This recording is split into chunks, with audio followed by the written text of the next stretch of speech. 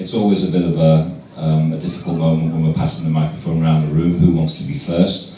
So I thought I'd kick this off, right? I've got about 3 or 4 questions that some of you have sent us, and I thought I'd just kick it off by asking Mitch a few questions. Okay. You need to switch your mic on though. All right, you ready? Well, this first one's actually from me, right? I actually was talking to my son about 3 weeks ago in the car back from training. Topic of his coach came up. And I was surprised to find out that the coach of my son stopped training the 4 core skills. He's under 13, remember? So stopped training 4 core skills at the end of pre-season. And so for the whole season now, well, it's just over halfway point, he's been teaching tactics to win matches. So I would like to know your thoughts about that, Mitch. Is that a good kind of coaching philosophy there? It doesn't surprise me. That's my first thought.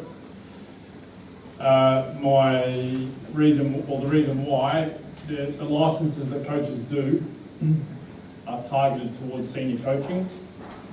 So anyone who's familiar with the process at the moment, there's one youth license, which is a C license, and there's 4 licenses which are senior licenses. 99%, or I won't say 99%, 95% do senior licenses. There's not many first team jobs going around. So all those coaches are coaching junior football. Hence the reason so they it becomes about tactical rather than development. So they want to win games to add to their CV? That was my next point here. Right, okay.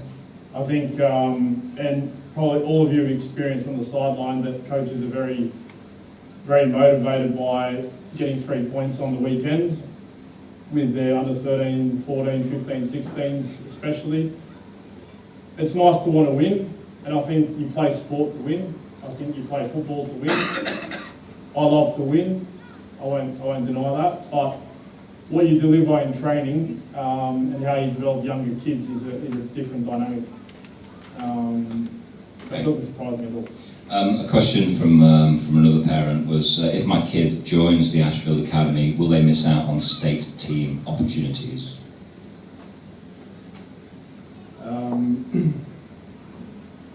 I believe that the state trials are open trials.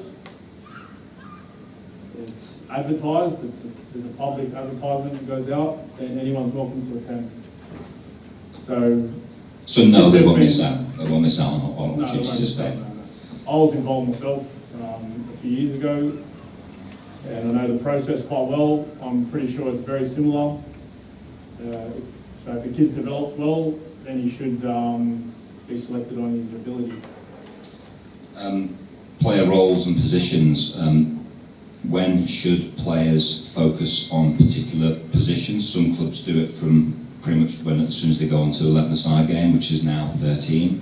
Other clubs keep them in multiple positions till a bit older. What's your thoughts on that? Some do it from a very, very young age, probably younger than what you mentioned. And to see a player progress to a first team or senior football position, you'll never know until the person or the human beings pretty much finish their growth, or physical growth. Because the physical attributes dictate in many ways what position or what role they'll play for the team. So for a coach or somebody to place a player as a right winger, and he plays right wing from when he's 8 to when he's 18, is actually a problem, or he's going to actually limit that player playing at a senior level. Because as you know, as a winger, especially if you're not fast, then I don't like your chances of playing first team. So if that boy plays as a right winger his whole life pretty much, and he doesn't end up being quick, He's not going to be a winger. no, he's going to play as a Okay, I suppose this is a relevant one for what we're talking about here. Can kids really train every day? Isn't that too much? Won't it lead to injury? Good question. Yeah. It wasn't my question, that was another parent. Yeah, absolutely not. There is a perception out there that even now, from my time during coaching over the last decade, that parents come to me and say, no, they're doing too much, they need a rest night. Yes, we understand that kids have other commitments, they have schoolwork, they obviously have a social life. These things need to be factored in, but a coach doesn't need to make training super intense every day of the week. So the right coaching, the right program, there is definitely opportunity to work with a kid every day, Yeah. which is currently what happens in Europe. I think, as you mentioned earlier in the presentation. Yeah, I think in France I've heard kids who are on an elite development pathway, they're doing in excess of 15 hours a week. We're talking about doing 9.5 to 10, so that's not even what they're doing in Europe, or what they're doing in some countries in Europe. Yeah, so that explains it all. And the system as it is, or basically everyone in this room at their club would be not even scratching the surface on the way it should be, if you like, or to measure yourself against a top player in another country. We're basically giving the next generation no hope. Yeah. So, With 2 nights a week training. yeah, 2 or even 3. So, yeah. Final question from me, and then we'll invite anyone else to, well, not final question from me, but me saying it, I suppose. Will there be weight training, gym work, as part of the Ashfield Academy programme? Definitely. I think it's important. I think it's super important. And if you think of any sport in the world, or any high-level sport, at the end of the day, all the sports people are athletes. And you think, you've probably heard this before, that the amount of times you touch a football in a football match is not very long. And that's across football, AFL, rugby, all the sports. If they're not touching the football, then what are they likely doing? Like wrestling, yeah. Running, yeah. Most likely running. So if your body's not in good condition and you're not physically looking after yourself, and the most important part is, and it's part of the reason why there's a few people in this room that do my training, is to prepare your body. And it starts from a young age, because I use a bit of an analogy myself that if you watch a fullback in Europe, a 21-year-old, and you watch a fullback in the A-League, the fullback in Europe will run for 90 minutes, and the fullback in the A-League will run probably 20 minutes of what we call speed endurance, or high, like repetitive sprints. So for me, I think, and it's quite logical, that they've prepared their body from a young age, and their body's used to the amount of work and the amount of sprints that they do. You can't train twice a week and get to 17, 18, maybe be a good footballer and go to an A-League team, and then expect your body to do 90 minutes of repeated sprints. So strength and conditioning is for me, it's 50-50 with technical. Not from a young age, but a certain point of their life,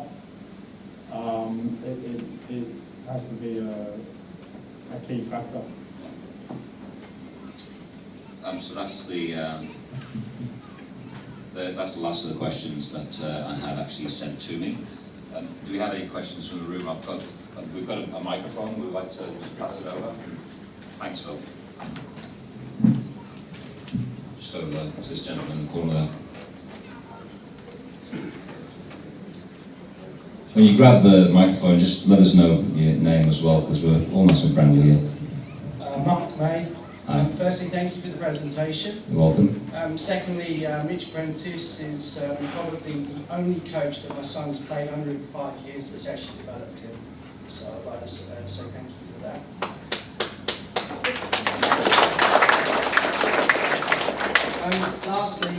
terms of the academy teams and in their age groups, what's going to be their competition? What league are they going to play in? Are they going to play other teams across the country? Yeah, well, as we've clearly established, it's not NPL. There may be changes in NPL in the next, it won't be for 2020, but it might be in the future. There might be promotion and relegation introduced into that, so there might be an opportunity in the future for the Ashfield Academy to be part of that. Up to that point, we'll be competing in Metro Division 1 for a 22-week season. Now, as we've already established as well, 22 matches, 22-week season too short. So we'll be aiming to get 33 to 36 matches a year, and that will be pre-season, post-season, even mid-season as well, if we can arrange it. A combination of playing teams here, local teams. We will invite clubs from over east. We'll invite clubs from Asia. One of the ideas that we're actually working on is to actually host an international tournament here at the Ashfield Arena. To my knowledge, I think that might be the first club to do that here in WA. Most clubs send their teams over to other competitions in the East or in Asia. So yeah, we'll be basically trying to facilitate as best we possibly can to bring in competitive teams, and we will hopefully bring in more competitive teams than the local NPL can provide.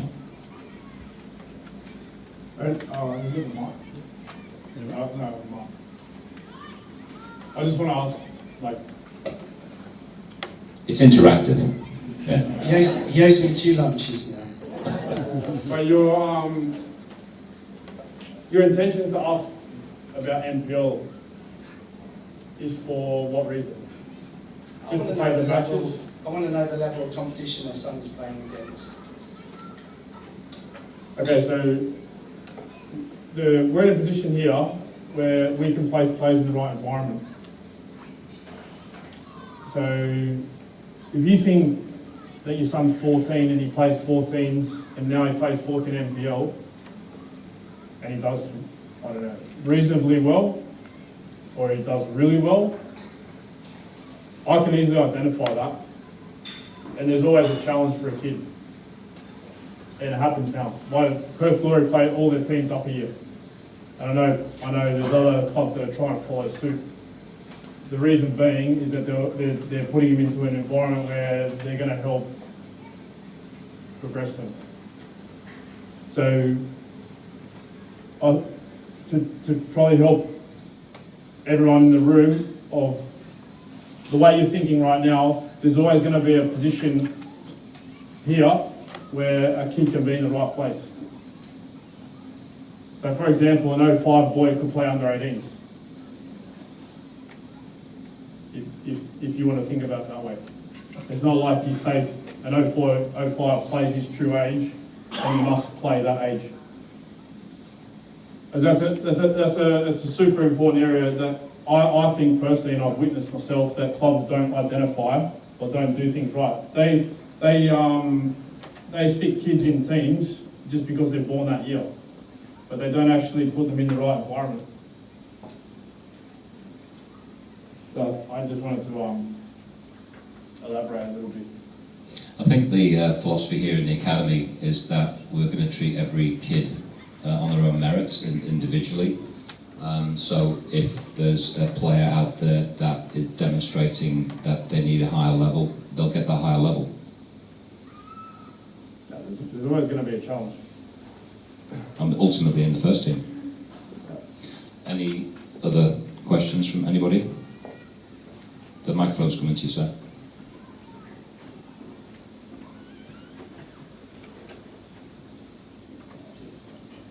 You mentioned about players playing in positions in certain age groups throughout their development and not just being in one position. What about with goalkeepers? I know they still need outfield training, but will there be specific training for goalkeepers? Absolutely. That's a specific or a specialised position. One of our coaches will be a goalkeeper coach. Yeah. I've been speaking to a person I'd love to bring here that's a lot of experience, comes from a professional playing background, and would be excellent to have him on board. in saying that, the goalkeepers obviously need to do their own technical work, but these days it's important for them to acquire the skills with their feet and all those sorts of things, so they'll be definitely involved with a lot of the teamwork. Yeah, but yeah, there will be a coach. Yeah. There's a gentleman over there, Phil, and the back. Who was first? Hi, my name's Roland. You spoke about the players going on a merry-go-round at the end of each season. Yeah. My experience with that is that players don't know where they stand with the club. Yeah. The fact they've been on the bench or not getting game time, etc. So that needs a little bit of individual balancing work with each player, I think, to let them know where they stand. And how's the club going to sort of address that side of things? Players are all of different quality. Yeah, so our philosophy is that we're bringing the right kids in at a young age, and then we want them to stay as long as possible right the way through. Now, if for some reason they fall out of love with football, they don't want to be here, that's fine, and we'll replace them accordingly. But we're trying to basically keep the kids from as young as possible to as old as possible for as long as possible, because we feel that is the best development environment for them. We want to try and break this club hopping culture that is currently ingrained in the current system. The way to do that is to get the best coaches, so that kids' parents aren't dissatisfied with what they're getting, so they have to go somewhere else to get something better. And we want to create an environment in the club, with the parents, in the bar, with the canteen, around the place, that people are happy being here. So it's a combination of a lot of things. You know, will there be trials each year? I don't know. We're looking for the best kids. So there will always be kids that we would like to bring into it. But our aim is when we bring a kid in, they stay for their full development. Roland. It was why I interrupted him as part of the plan. Like you say, it's coaches at the highest point of the club don't know who's coming through. And ultimately, yeah, there's a TD, but the first team coach is at every football club in the world. You think of the biggest club in the world. That's the pinnacle. That's the pride and joy of the club. The players get lost because the people up here don't know who's coming through. And it's left to junior coaches who, I don't know what some of them do. Like, they go off and do the C licence because they like the sport and they're allowed to pay their money and do it and coach. And they've got some of the best talent in WA at their disposal. And if they don't like the kid, they're lost. And then that's what creates a merry-go-round. So the structure we have and what we want to implement is to eliminate all of that with a small cohesive group of coaches that know exactly who's in the club. We know what level each individual kid is at, and we can place them in the right environment all the time. Any more questions? You've got the microphone. One there. Just keeping on the same subject of the jumping, I'd like to say Of the what, sorry? The jumping. Oh, the club hopping, yeah. The jumping clubs. Yeah. And obviously, first of all, thank you for inviting us tonight, Mitch. And once again, same as other parents, we have personal sort of recommendation in terms of the strength and conditioning coaching that this particular man has given our son, out with any club commitments. So kudos to you. But my point I'd like to raise is actually with the coaches. There's no continuity, there's a lack of loyalty in terms of what we do here in Western Australia. Yeah. Coaches as well, the promise from clubs, and it's not just the coaches themselves that let the clubs down.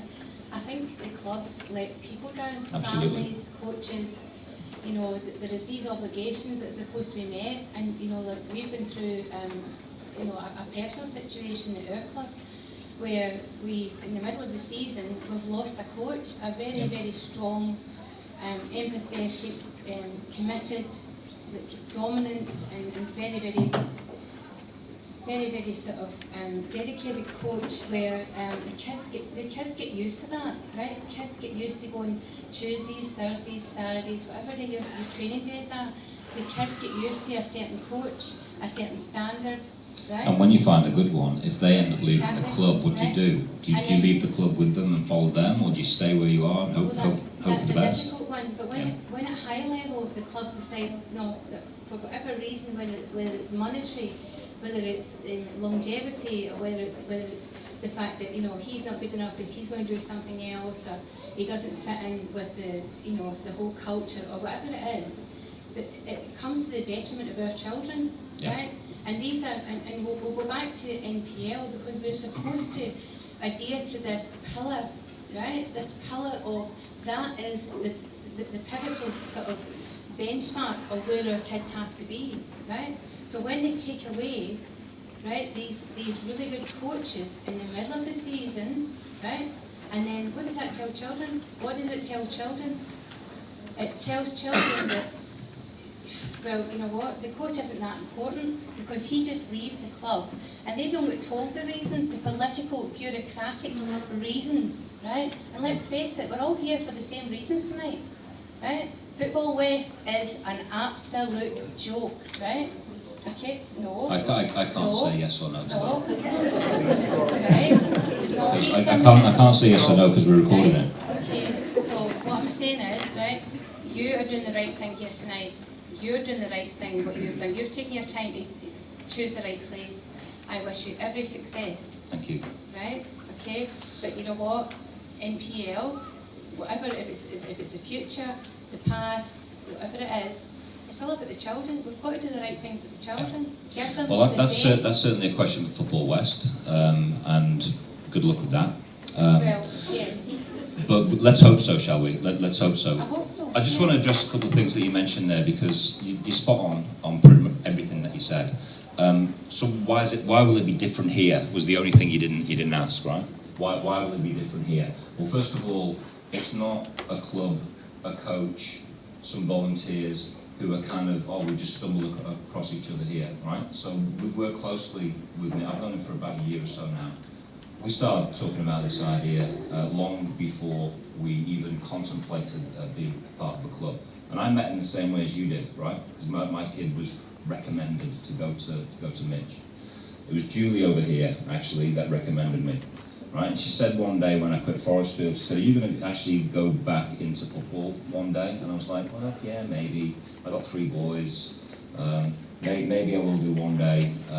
But it'll have to be for the right thing. It'll have to be for something good, because I wanted to do something, I want to try and make a difference, right? She said, you need to talk to Mitch. So we talked.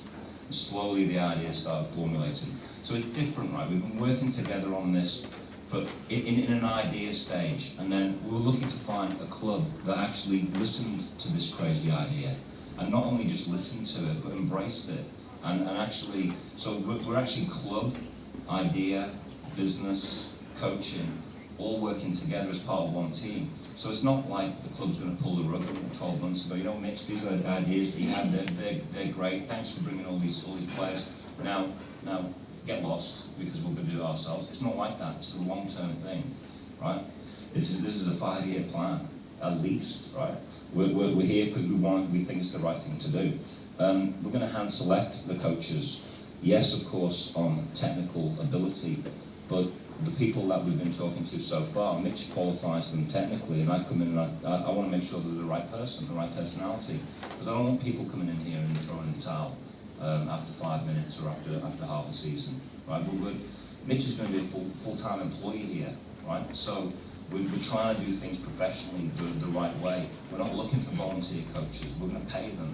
So they're effectively employees, which will hopefully give more stability. That will be the difference. It's not the dads, it's not the... Correct. Yes.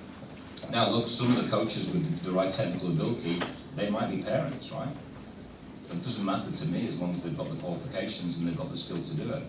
And the personality as well to fit into the team. So we're making we've been very, very careful about the team that we're selecting. As careful as we are about selecting kids, and as careful as we have done about selecting the the business team that we have in the background as well. So it is like a business, right? And that's how we're treating it. It's a startup business, and we're not going to go into this half-cocked. We'll put the right people in the right place when we need to and when we've chosen. Thanks for the question. Well, we wish you every success. Thank you. Absolutely. Do you want to be part of it? Thanks for the kind words, Coach. Oh, sorry, we've got a couple of guys down the front here.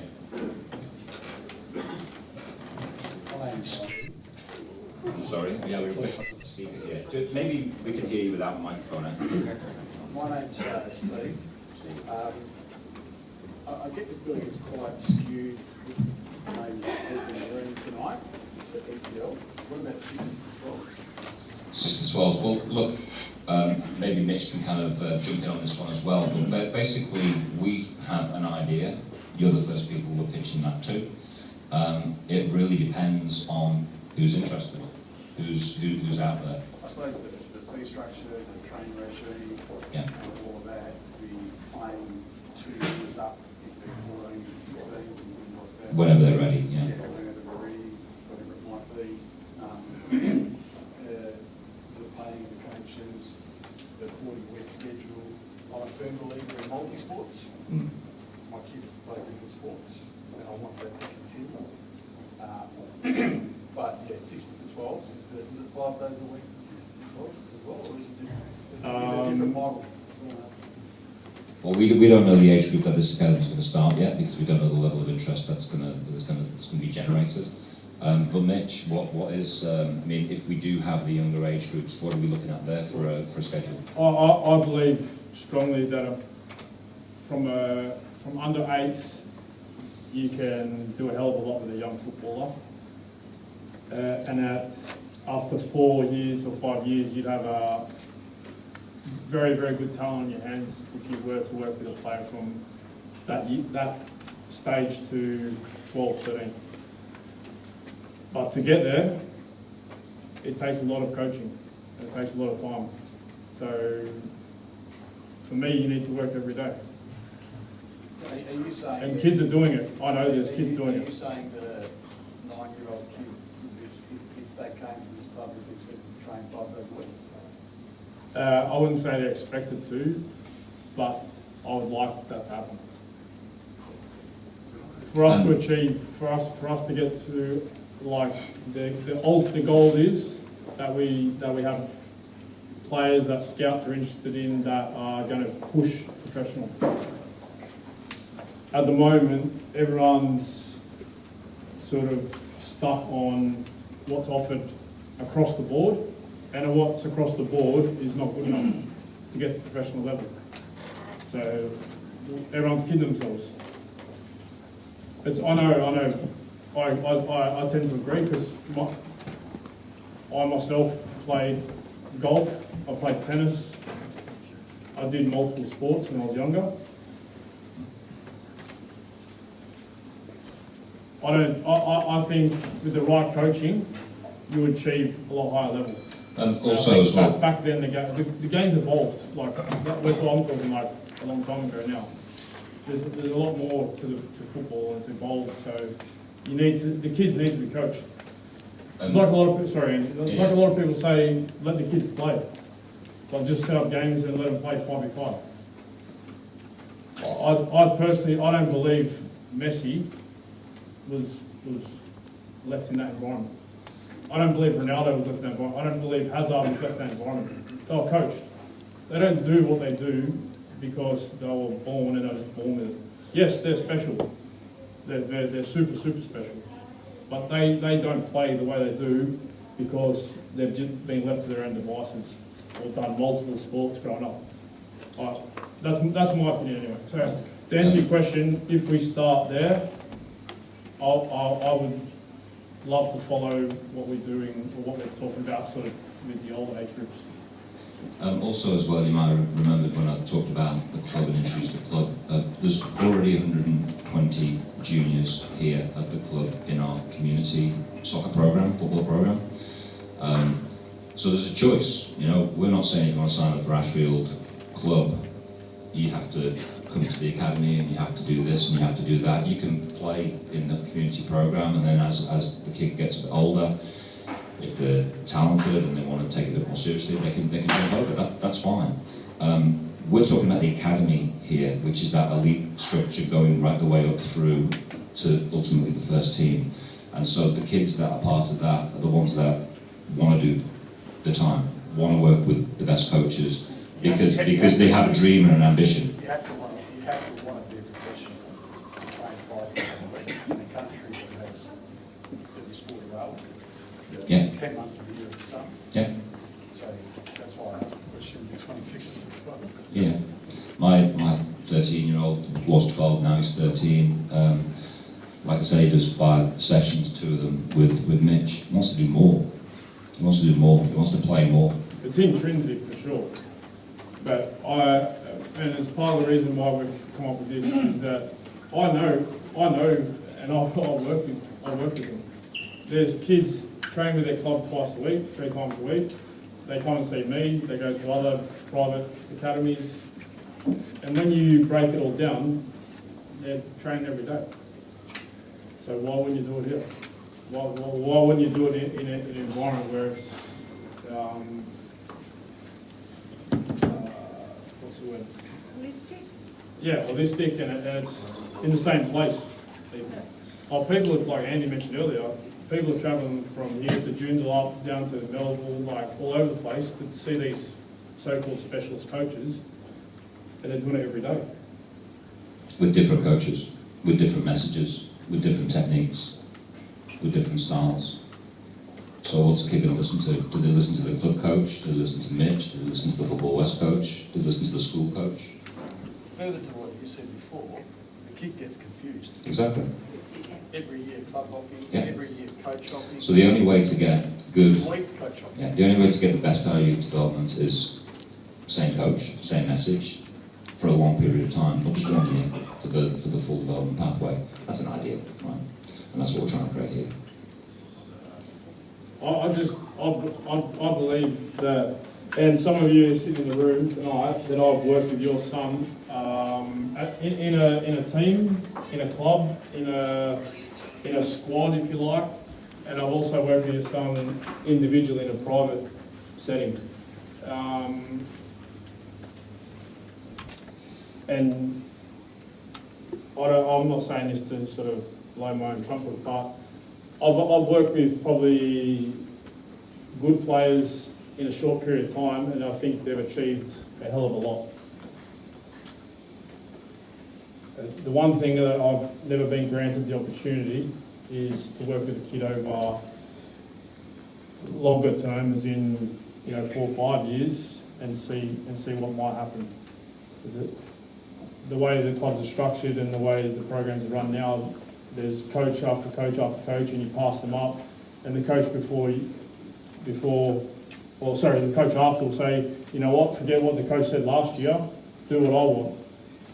So a kid grows up through his formative years, just jumping around the place, and he's got to somehow believe each coach as he comes through each year. This gentleman in the green jacket's had his hand up about 3 or 4 times, so let's give him a turn. Yeah. My son, he had only 2 days, 10 months. Oh, don't even say it. So he really achieved in 2 sessions. So I'm very happy with that. My question would be regarding the fee. Do we have split fee by number? How do we have? All right, so yeah, it's a big chunk of money, right? So what we're working on is at the time of sign up, there will be a payment. We don't know how much yet, but let's say $500, and then we're planning to spread the payments over for the rest of the season. So we're not expecting like other NPL clubs to have everything paid up in front by October or whenever it is, within 5 days of registration or something like that. We're effectively going to put payment plans in place for everybody. We would like to do that by direct debit, so that it means it all just happens automatically, like $50 a week or something like that, right, for the 40-week program. So we're thinking about that, what that actually looks like right now. The detail of it, we're not quite sure, but the idea is to spread it over the full 40 weeks, yeah. To make it affordable, basically. Yeah.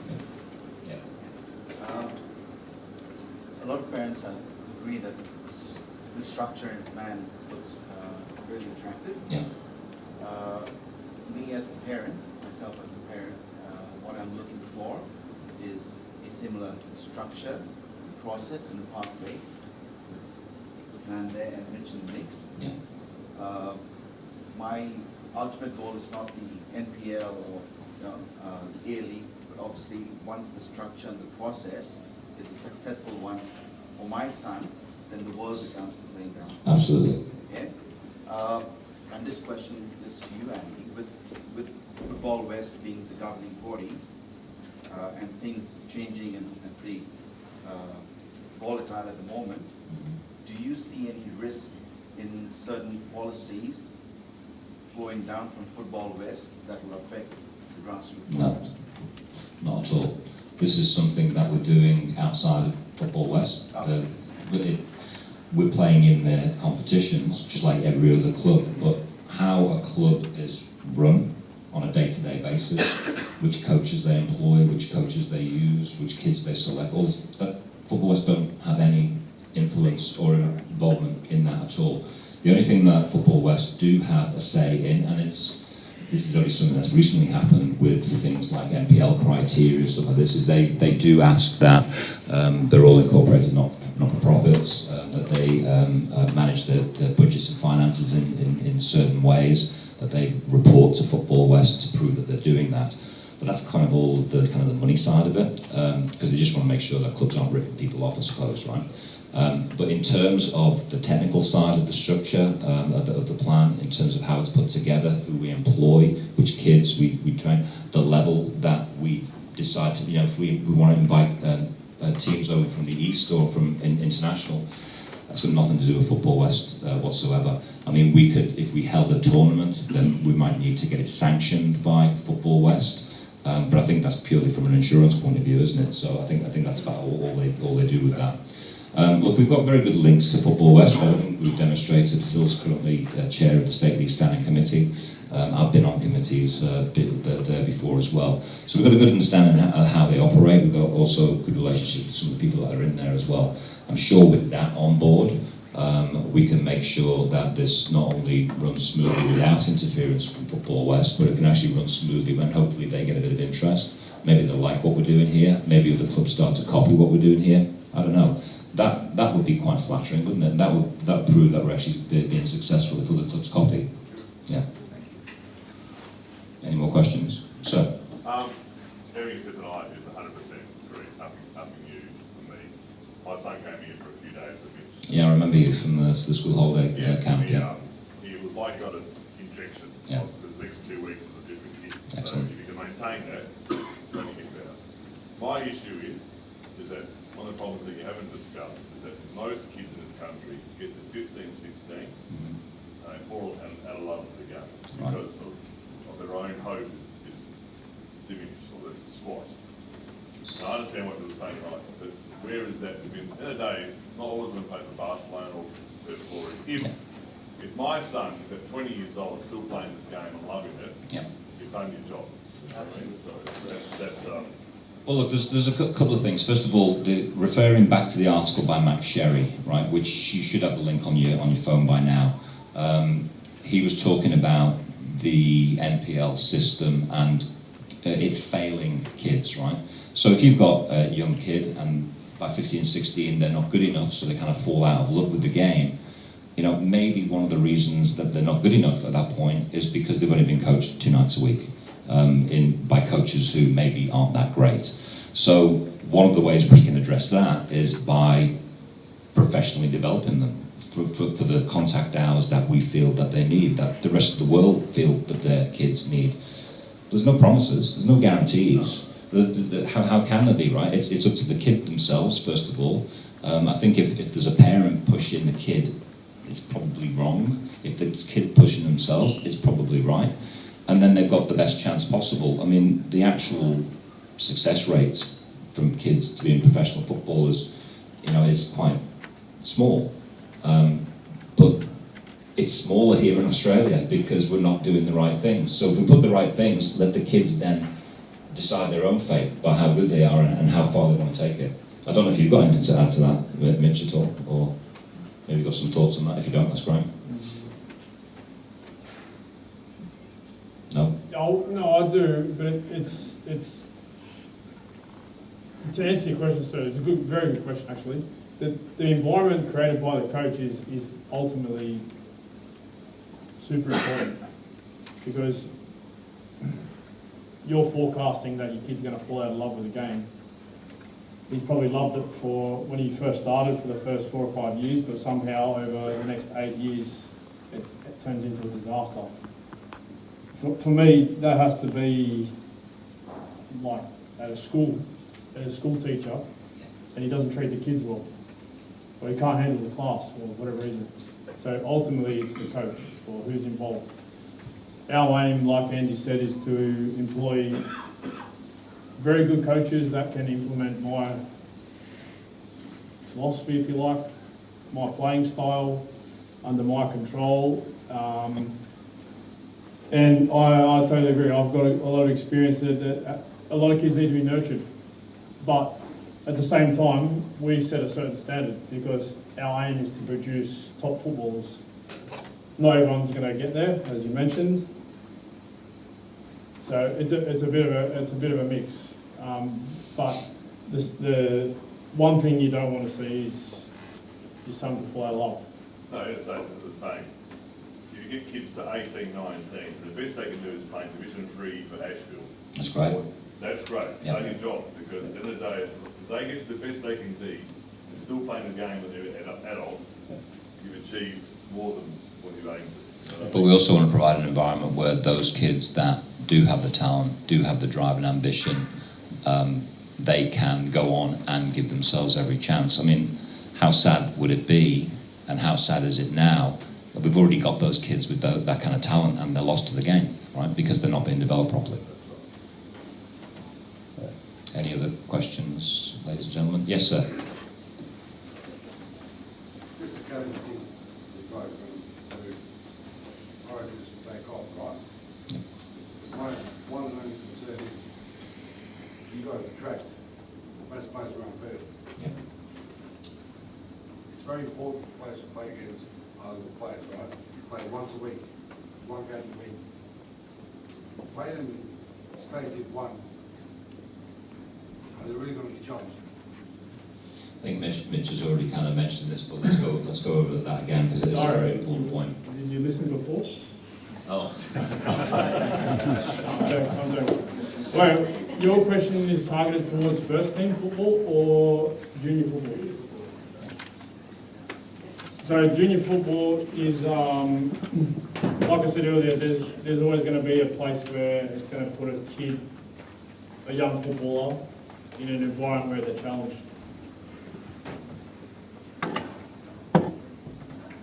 So, yeah, you say Metro Division 1. No, what I'm saying is you will attract a lot of players. I know that person. The teams playing in the academy that are representing Ashfield, playing in State League 1, right?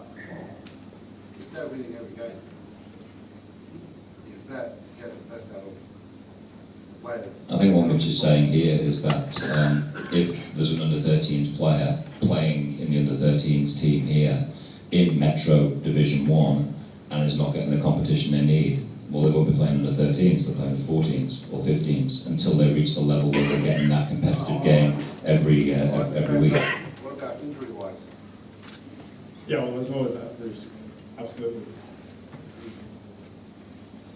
With 5 days a week training, they can train with the older boys. They can move into an older age group and be challenged that way for 80% of the week. The match, yeah, you maybe need to keep them in a certain age group because they're not exposed to injuries or things like that. But There'll be cup games. I think it's like, what's that? There'll be cup games for challenges, wouldn't Absolutely. So there'll be... so you get that variety of challenges. Oh, the competitive sort of, yeah, absolutely. But I think to help answer your question, though, like if you think of a big club and they're a very rich club, and this happens across every football club, they've got the ability to go and buy or sign players. So they can they've got a first team. Younger kids coming through, the goal is to get into the first team. That's where it's all headed. That's why you do all the development. Why Bayern Munich spend whatever they spend, 90 million on their youth development system, is to try and get those kids into their first team. So there's going to be that point in time where we can move kids up, and it'll come a time where if you're not performing up here, then the kid underneath you is going to take your spot. So what I'm saying is the best kids, they're going to always be put in the environment until they get to the first team. But ultimately, and I've discussed this with Andy, the first team, because ultimately we want to produce professional players. The first team here at this division, even NPL, because I've watched NPL, they should be playing first team here. If they're going to be a professional footballer, they should be playing first team here easily 18, 19. If you can't play first team in this state at 18, 19, after good coaching, I'll give you that, after a clear, defined process of development, then I don't like your chances of being a professional footballer. So what I'm saying is that there's always going to be an environment where if a kid is very good under 14s, and I've seen it, I've been there, and some of you in the room, you know, I've pushed them into the under 18s at Perth Glory because that's going to be the right environment. But, and I'm not saying this against the club, but this is where coaches get selfish, and there's other reasons. That kid doesn't continue at the same rate or doesn't get pushed into the next level to be challenged again. Here, it won't happen. Because we have a small group of coaches and we're going to push them into the right environment. We all work together. We know exactly where all the kids are at. So any football club, like I said, the first team is where every kid should want to be. So we can address your concern or your question through making sure we treat each individual player on their merits and move them up to the level that they're at or that the coaches think they're at. But we can also address it from a club perspective as well. Because I think, as I said earlier on in the presentation, how many truly competitive games are you really getting in an NPL under 13s division anyway, right? Probably half of 22 games, which is 11 games. Well, we'll be playing 22 games in a Metro Division 1, but we're aiming to play 36 games in a year, so that's 14 extra games, which will be against competitive teams over East, internationally, locally, we'll play NPL teams. So we're probably actually going to get more competitive games here than you would currently wherever you are. I'm assuming NPL by the nature of the question. A lot of it comes down to the coaching as well, for me. Because, I'll give you a little story. I went to the AOS, I was fortunate enough, through a lot of hard work, because I wasn't a special footballer, but through a lot of hard work, I was selected. For the guys who don't know what the AOS is, basically it's the top 20 players in the whole country are selected every 2 years. It's a 2-year scholarship and you go and live in Canberra. We're in year 11 at school, I think. So we're 16 years of age. I was built like that tripod. I'm not anymore, but if you know what I mean. We play against men. We have to play against men. So a boy that's underdeveloped and that is, like I say, there's a high risk that the injuries could take place. Yes, I agree, and I've seen it. But the coaching plays a big part, a huge part. Is if you're aware on the field and you know your decision making is good and you've been taught very well. In football, yeah, there's a physical contact, but it's not like it's rugby. In football, it's different. In football, you can make decisions and you don't have to even make contact with players. If you're that smart and you're that clever on the pitch, you don't get caught. You don't get like people like flying in and hurting you. But for me, it's coaching, because I see it all the time. I see players here that stop the ball all the time, and they almost invite getting hurt. They're too slow to make decisions. They get the ball and they don't know where they're going to play. They don't have to get it under control. Next time, third, fourth touch, and some big kid comes and cleans them up. For me, that's coaching. So what I'm saying is, like, I was young, nothing of me. I was in Canberra, living on my own. You're playing against men. Like, we used to play, I don't know if you know the old NSL, Canberra Cosmos was based at the same complex pretty much. We used to play them on a Wednesday night, and we used to beat them. Obviously, yeah, we had the best, like I said, the best 20 players in Australia at 16 years of age. It was good, a good group of kids, if you could picture it. But there's still the risk.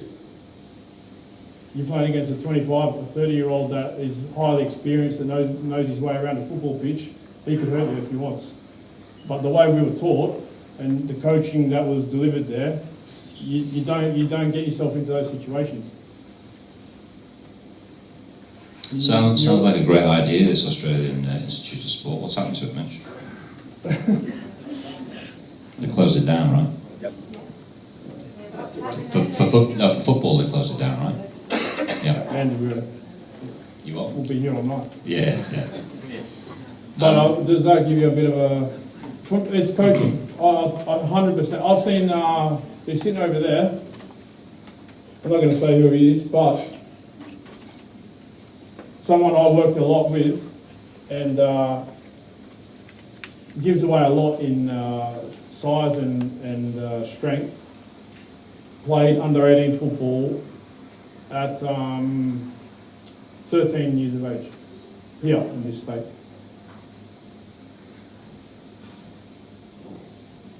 So it can happen.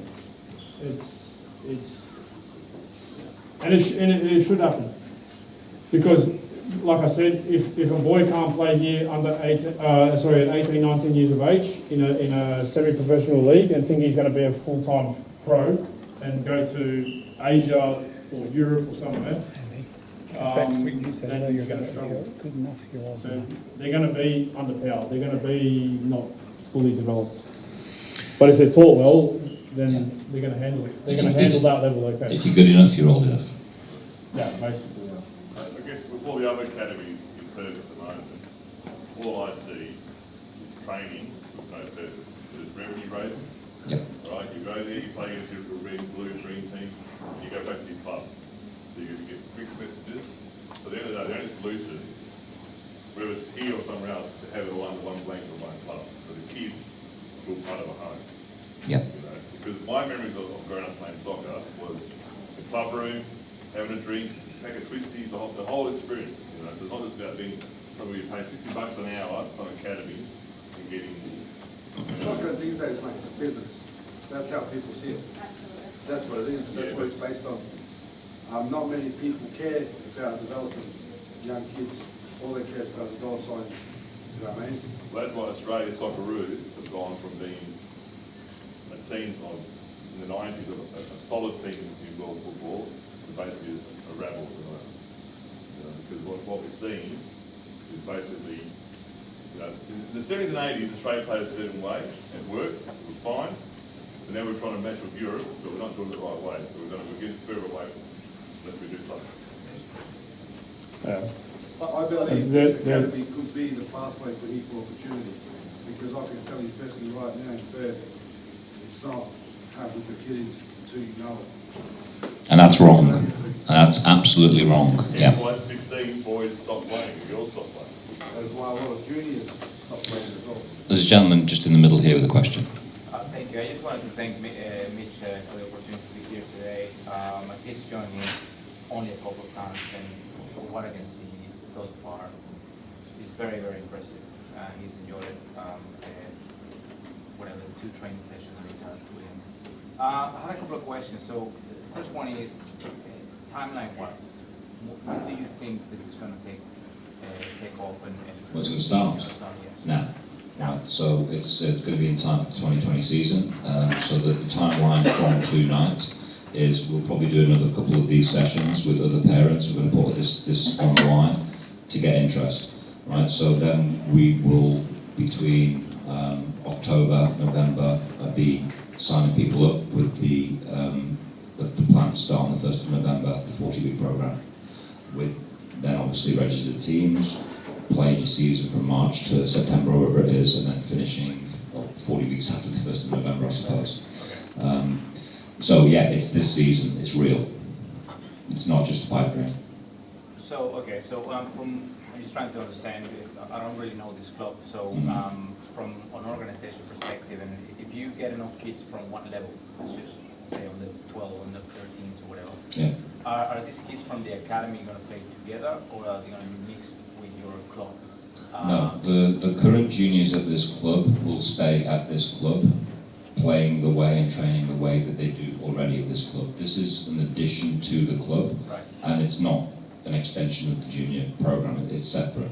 This is basically from whatever age group, and we don't know that just yet, because we don't know the level of interest, but from whatever age group right the way through up to that first team. I think Phil, who's the chairperson of the board right now, wants to say something. And it's probably fair to say that this academy is an extension of our state league structure. We want this academy to link directly to our state league and hopefully our NPL teams. We aren't doing this because we want juniors at the club. We've got juniors at the club, but we want to do juniors properly. We want to develop players with the right people at the right time, the right place that we've spoken about in the presentation today. And the worst we'll do is we'll create players that will play for our first team on a Saturday. That's our goal. And to address your particular question, because you're basically saying, okay, what happens if you've got 5 12-year-olds or 5 13? Do we then mix it with general population? Well, the answer is no, right?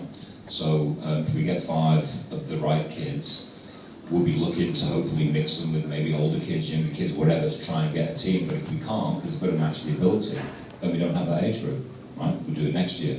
So that's where we need your help, right? Because you know the players at their age group.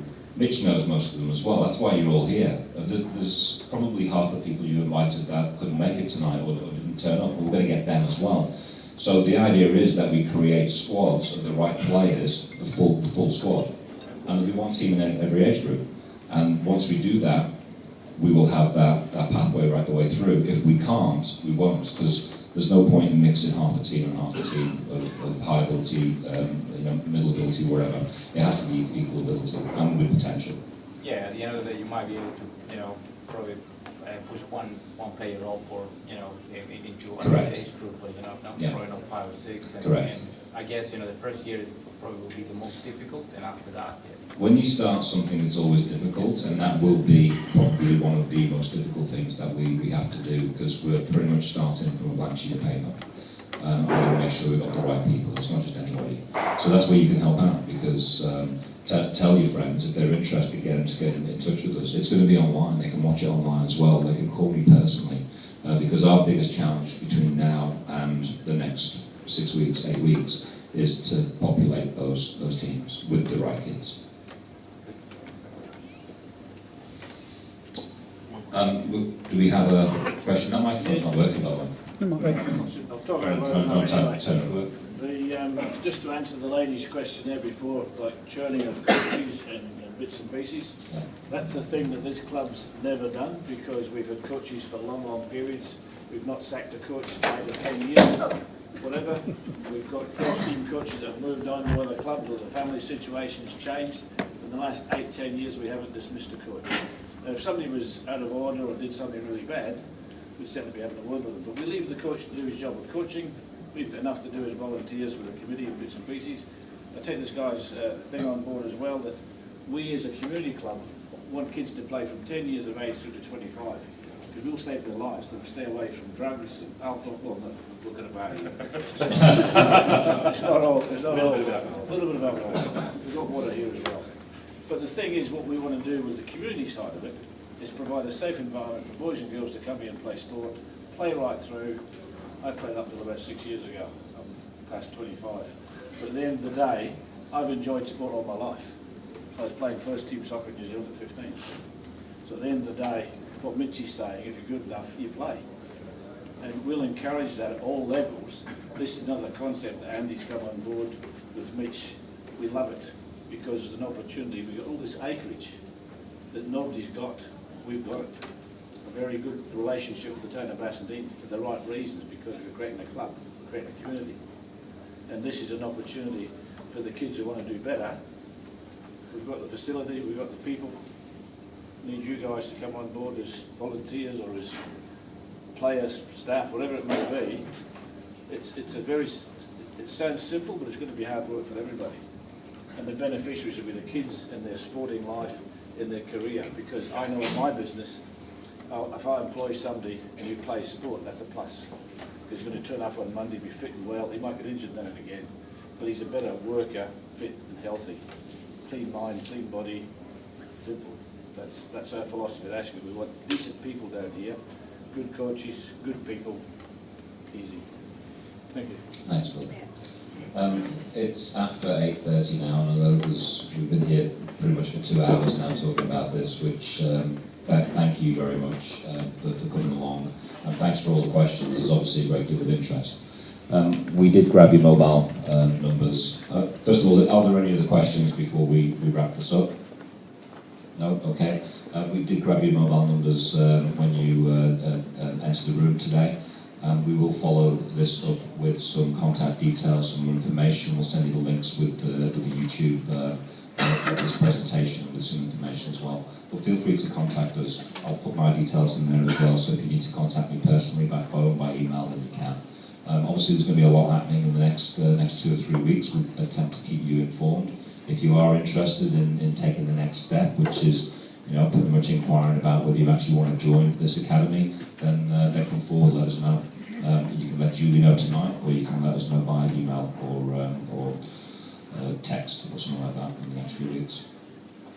If anyone didn't get the messages, I could have misread your number, so if you didn't get it, then come and check your number. Yeah, so if you didn't receive text from us tonight, just go and have a chat with Julie, make sure she's got your details, and then we can take it from there. So thank you very much.